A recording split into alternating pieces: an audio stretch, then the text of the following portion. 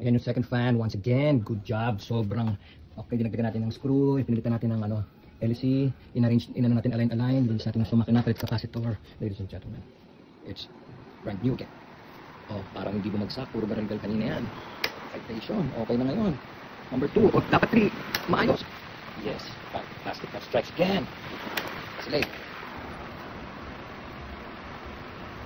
Plastic that strikes again.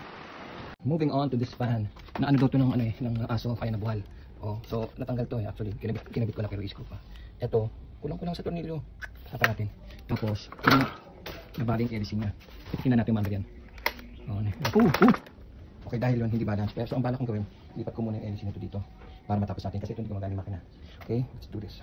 Okay, so nabuksan na natin siya. Wow, tuyong-tuyo. Sobrang dumi. Oh, wow. Paano makahinga yan? Malamang yan, nahirapan yan. Oh, grabe.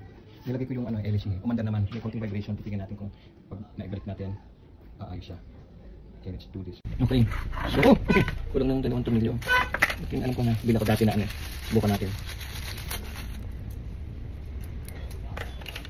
Ayun, okay.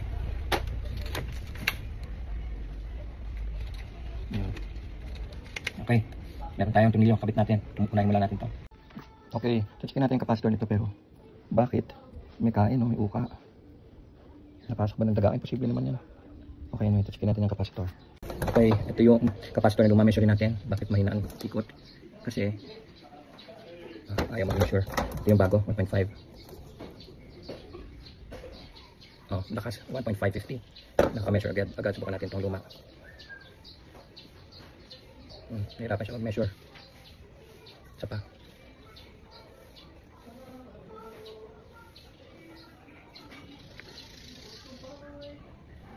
Ayaw talaga. Pakita ulit natin itong bago. 1.5. Okay. So, palitan na natin ang capacitor. Ayan yung second fan. Once again, good job. Sobrang okay. Dinagdagan natin ng screw. Pinilitan natin ng LC. Inarrange natin align. Bilis natin yung sumakina. Palit capacitor. Ladies and gentlemen, it's brand new again. Oh, parang hindi bumagsak. Puro baranggal kanina yan.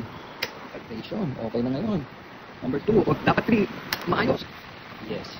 Plastic that strikes again. Slate. Plastic that strikes again.